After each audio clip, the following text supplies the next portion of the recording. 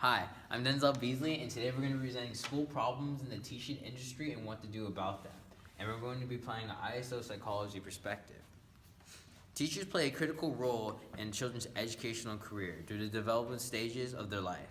Over the last 8 to 10 years, there's been huge shifts in education, and at this time, educators are working courageously to raise the higher standard of achievement in education. The occupation, American teacher, is critical to the success of our children and the innovative prosperity of our nation.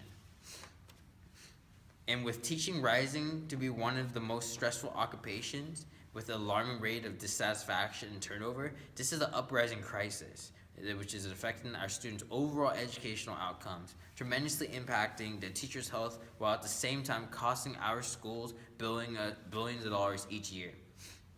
With teacher burnout being a national epidemic around the world, according to UK's Educational Staff Survey indicated 91% of school teachers suffered from stress in the past 2 years, while out of that survey group, 91% were excessive workload as a major cause, a 13% increase within the last 6 years. The US is no exception. About 500,000, 15% of US teachers leave the profession every year. When teachers were surveyed and asked why they became teachers, most said it was to make a difference in children's lives.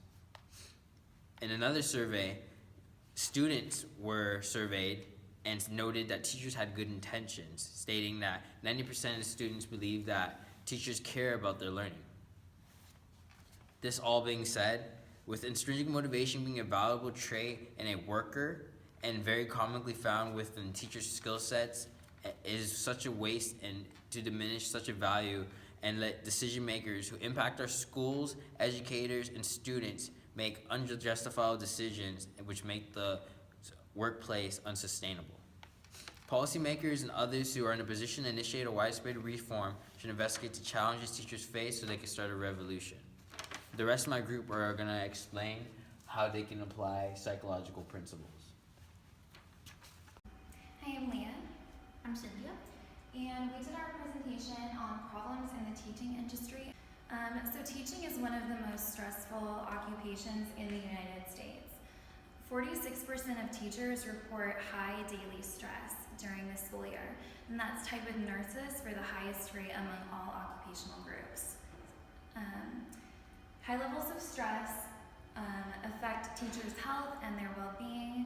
It causes teacher burnout. It also causes job dissatisfaction, poor performance, and the highest turnover rates ever. Stress not only has negative consequences for teachers, it also results in lower achievement for students and higher costs for schools. In fact, the cost of teacher turnover is estimated to be over $7 billion. So what can we do about it? Well, one of the ways to improve teachers' levels of stress is mindfulness programs. Those can help teachers manage their emotions and find joy in teaching. A study was done, and those who received mindfulness training showed improved levels of mindfulness and emotion regulation skills and lower levels of personal distress. In fact, a study of special needs teachers, mindfulness training led to lower stress, lower anxiety, greater personal growth, empathy, and forgiveness. A second way to target teacher stress is through mentoring programs, especially at new teachers, because they are very stressed about a new environment, and so that definitely helps and decreases turnover. Types of mentoring programs can include mentoring from more seasoned teachers, communicating with administrators, seminars and workshops, time management, and team building.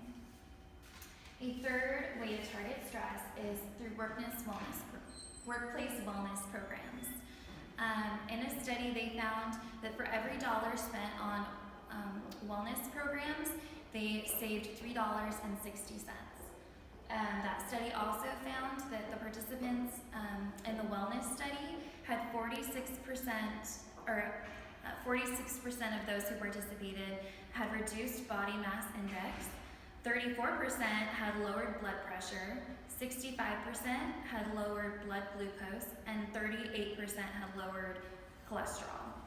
A final way to help with stress for teachers is by the implementation of social and emotional learning programs for students.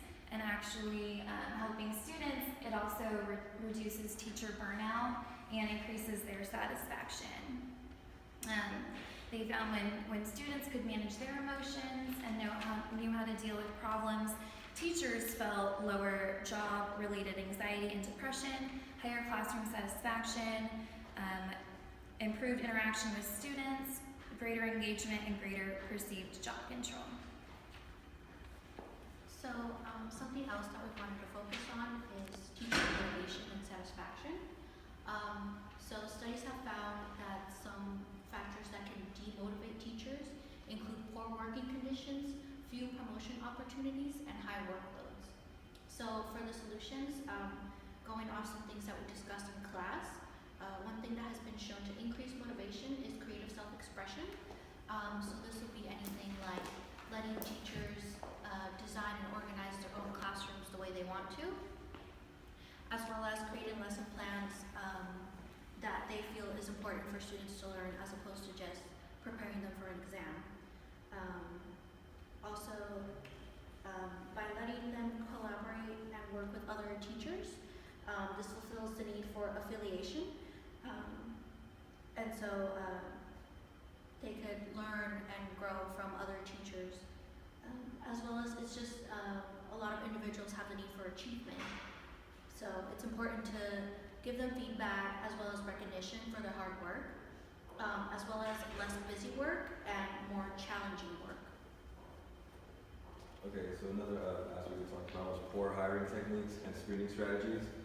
As we know, hiring and firing is a very expensive thing to do, and specifically with the teaching job, teachers have teacher unions that protect their jobs very well, that it is almost nearly impossible to completely fire a teacher. So it's very important that the right steps are taken in order to make sure you get the best educators you can. So some of the hiring techniques and screening strategies that people make mistakes in include media recruitment time and wrong people doing the recruitment. Many hiring decisions for public schools are even made with applicants that don't even have a teaching record, and hiring from the same pool of applicants is another mistake that commonly occurs. So what these all have in common is they're all related to not allocating enough time to hire teachers, and these all can have a simple solution, such as getting people that actually know what they're doing when it comes to recruitment, rather than having someone simply from the district doing the work. But instead, although costly, hire someone who's a professional recruiter, and providing the right amount of time for interviews instead of rushing things and just hiring whoever it may be. Executive search firms are also effective, so that way you make sure that you're not getting the same applicants from the same pool of applicants. Because when you do that, you may be looking at people who who did not meet the qualifications first, or could have been fired from another job. But if you're still looking within the same pool, then it's definitely not effective to continue doing that. And another aspect of poor hiring techniques and screening strategies includes some schools develop a habit of focusing on a certain type of teacher, or teachers that have a certain teaching style, and that develops like certain schools will continue a bad trend if they already are not doing well on that. In order to get rid of that type of problems, it's recommended that interview questions are developed before interviews even begin. But another one is over-relying on interviews and hiring based on appearance, as well as not assessing an applicant's physically working with students. It's important to make sure that although someone may have qualifications, masters or whatever certificates they may be, it's really important to look at someone, put that into actual play. It's completely different seeing someone apply their knowledge and prove that they earned those certificates. And another problem is public schools don't have the data nor the ability to know whether an experienced teacher before is an effective teacher. So even given that a teacher has been teaching for more than 10 years or so, you still need to run certain diagnostics that public schools do not have access to, and a lot of times not enough time to run. Because as economists have shown, the only, like the most effective way to tell that if a teacher is effective or not is to compare students' exams from previous years to the year after that. And again, in order to solve that problem, some things include statistical decision-making models and running multiple regression models, but those are some things that can come out costly and require a lot of time.